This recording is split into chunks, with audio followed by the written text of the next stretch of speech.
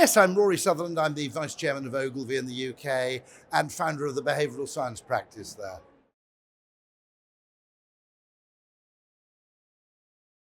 Very simply, one very simple approach is people often don't try things where they feel there's a risk of failure.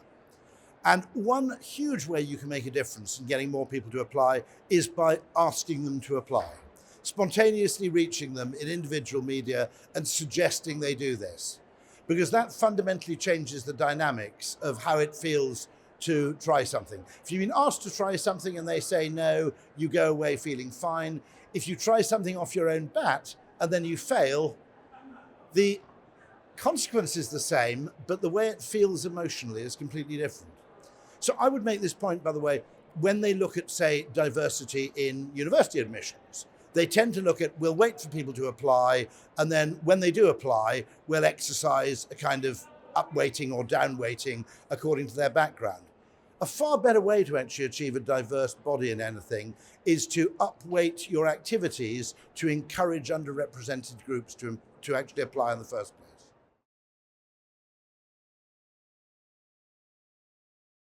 Very simply, there's a tendency, I think, to frame vocational education as a kind of poor relation to, bizarrely, to theoretical academic education. I have no idea why this is, but it's just something that's become embedded.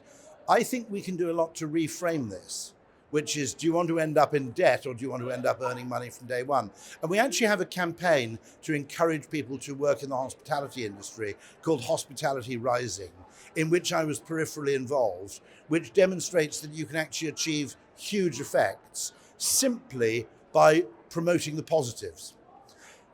A very simple thing, I know it sounds absolutely banal, but fundamentally there are huge advantages to pursuing this line of education, but they aren't necessarily salient or written about. And if you can overcome this asymmetry by talking about the upsides more, it changes the whole way that people approach the decision.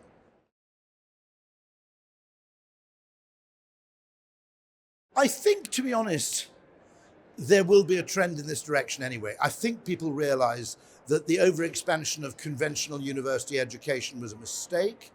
It unfairly actually started characterizing people as non-graduates, as if that was a class of person.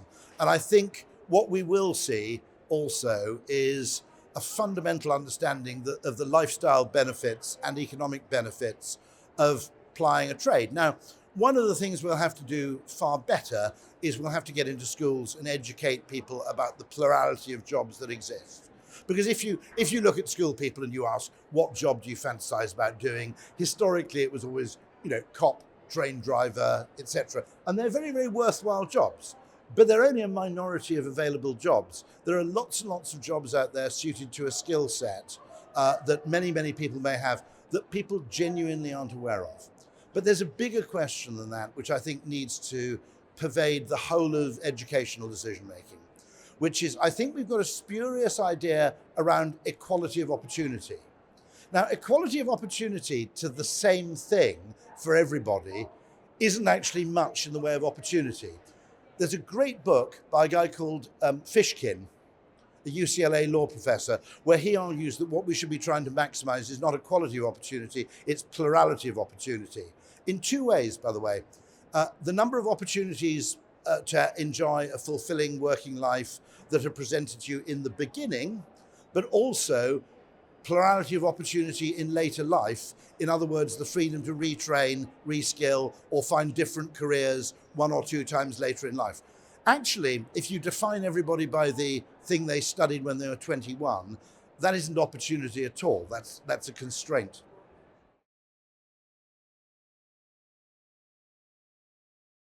One thing would be, and I do the same for university education, I'd reserve a certain number of places for people slightly later in life. Because I do the same with university education. I think that 20% of university places, maybe 25, should be reserved for mature students. And the reason for that is at the moment, we've created this norm where what you do age 23 defines you indefinitely. And I think if we just create a social norm around either going to university or joining an apprenticeship or reskilling at the age of 30, at the age of 35, we've created a huge amount of extra optionality for people. And the only way to do that is to make it a social norm. And the way you do that is you reserve a certain percentage of places for precisely that age group.